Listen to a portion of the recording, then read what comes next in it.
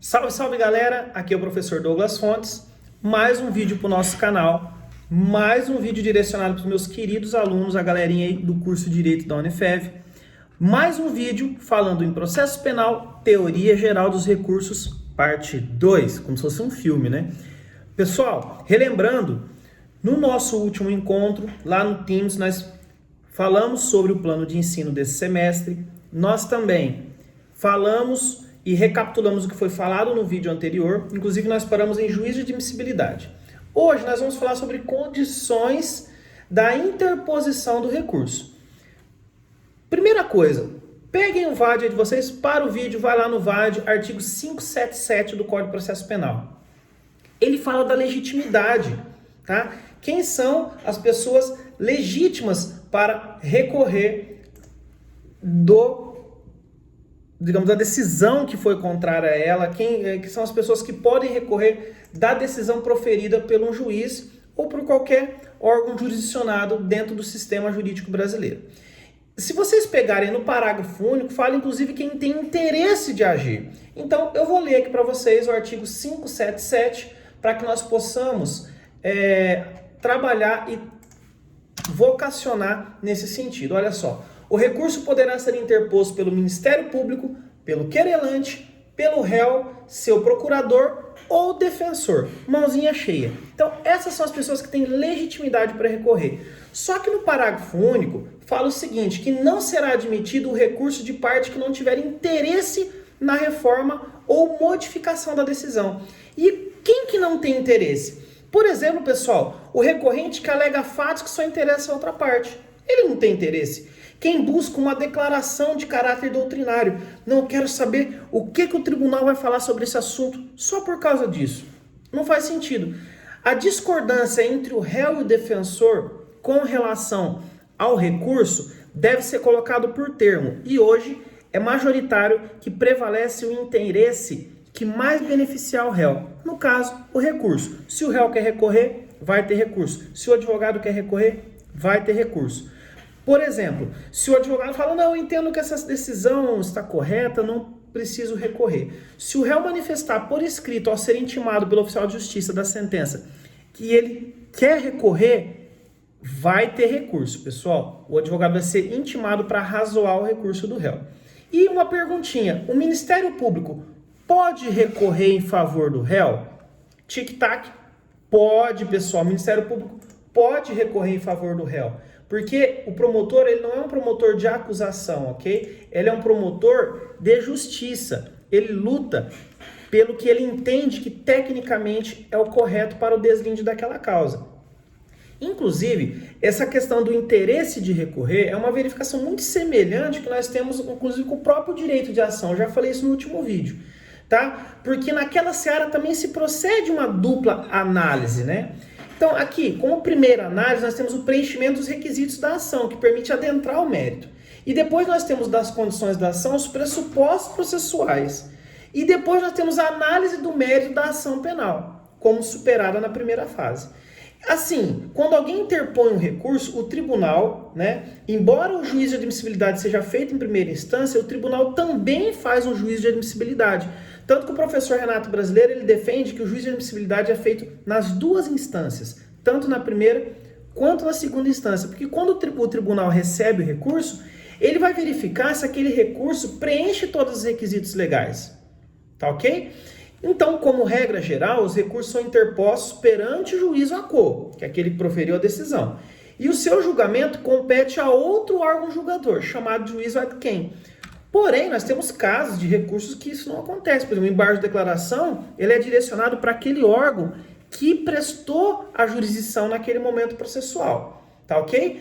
Tanto que o próprio juiz que proferiu a decisão, quando ele for o responsável pelo julgamento do recurso, no caso desse embargo de declaração, nesse caso eu não tenho o juiz ad quem, eu tenho somente o juiz ACO. E o recurso é interposto diretamente ao juiz ad quem, por exemplo, na carta testemunhável, nesse caso eu não tenho um juízo de admissibilidade. Por quê? Porque o juiz ad quo não participa disso.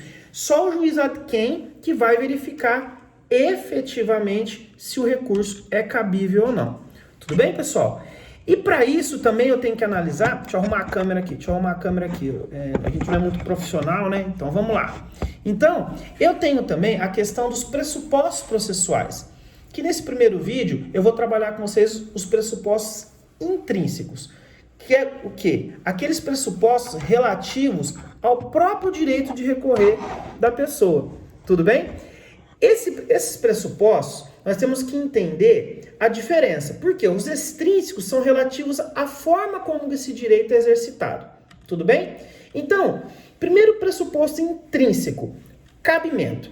Para esse pressuposto, que ele seja satisfeito, eu tenho que se verificar a exigência que o recurso interposto seja o adequado.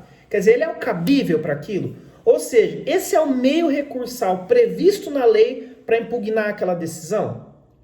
Por exemplo, se o Ministério Público maneja um recurso interdistrito para atacar uma sentença de absolvição do acusado, não está presente, né, o pressuposto do cabimento, pois o Código de Processo Penal fala que nesse caso tem que ser apelação. Aí, primeira dica, tá? Em regra, todas as decisões judiciais são recorríveis, não sendo, entretanto, os despachos, né? O despacho, via de regra, não cabe recurso, por se tratarem de questões meramente relativas ao trâmite natural do processo. E neles não contém um fundo decisório de ato judicial, apenas a condução judicial que é feita nesse momento. Tudo bem? Eu tenho, por outro lado, pressupostos intrínsecos relativos à legitimidade recursal, que é o pressuposto no qual se verifica se a parte que interpôs o recurso era legítima no direito concreto de interpor aquele recurso. Em regra, pode interpor o recurso, né, aquelas pessoas que estão no artigo 577, que eu li para vocês agora há pouco. Outra dica, reparem que o assistente de acusação não tem previsão legal para ele recorrer no artigo 577. Aí, de novo, tic-tac, onde que está o direito do assistente de acusação recorrer? Pessoal, artigo 271, facinho, lê lá, ok? E em razão dessa distinção que nós temos, né, em razão do fato do assistente de acusação somente poder recorrer em determinados casos, criou a seguinte classificação: os legitimados gerais e os específicos. Tudo isso por causa do assistente de acusação. Os gerais são aqueles que podem recorrer em qualquer caso, desde que presente os pressupostos. São eles o MP, o querelante, o acusado, o seu procurador ou defensor. E os específicos, que somente podem recorrer em determinados casos, o assistente de acusação. Tarefinha para nossa reunião do Teams. Assistente de acusação. Em que circunstâncias ele pode recorrer? Tudo bem? Também como pressuposto intrínseco, nós temos o interesse recursal. Por quê? O interesse recursal, ele traz uma semelhança ao que ocorre com o interesse de agir e divide-se entre necessidade e adequação. Necessidade indica que o recorrente deve ter tido um prejuízo no processo. Aquela decisão, de alguma forma, não foi favorável a ele. E a adequação, por outro lado, é a aptidão daquele recurso para alterar a situação atual do recorrente. Então, é necessário recorrer? Eu tive um prejuízo. A forma com que eu recorri é apta para alterar aquela decisão? E o principal pressuposto para que haja interesse recursal, portanto, é a existência de sucumbência. Quer dizer, prejuízo, perda. Tudo bem? Que é a situação no qual a parte é prejudicada pela decisão judicial.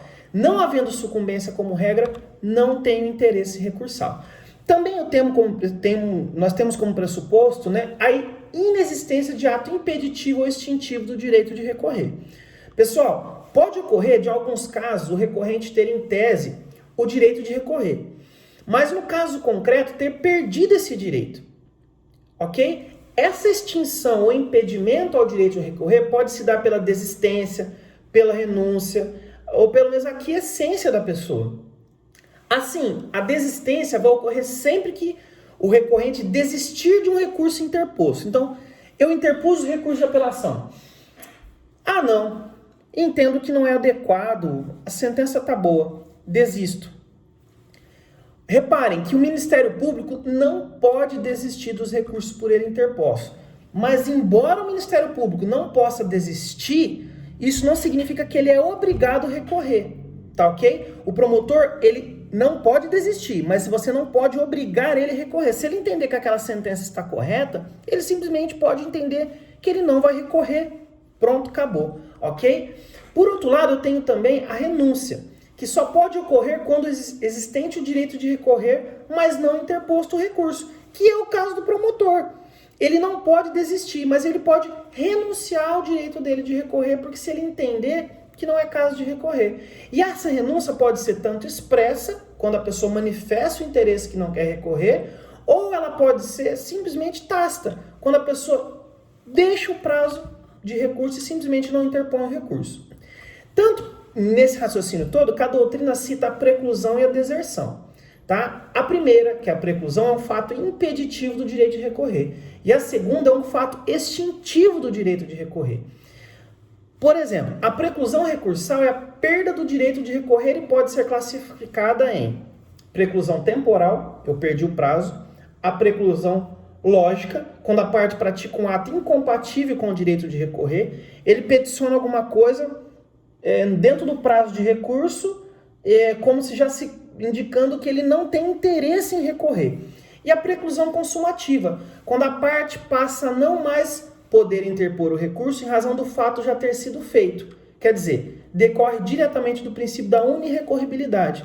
Por quê? Via de regra, nós vamos aprender no final, que é via de regra e tem exceção, só cabe um recurso para cada decisão judicial. Nós temos exceções, mas guarda aí, lá para o final, lá no finalzinho do curso, nos últimos recursos, recurso especial e recurso extraordinário. Dica, tá bom?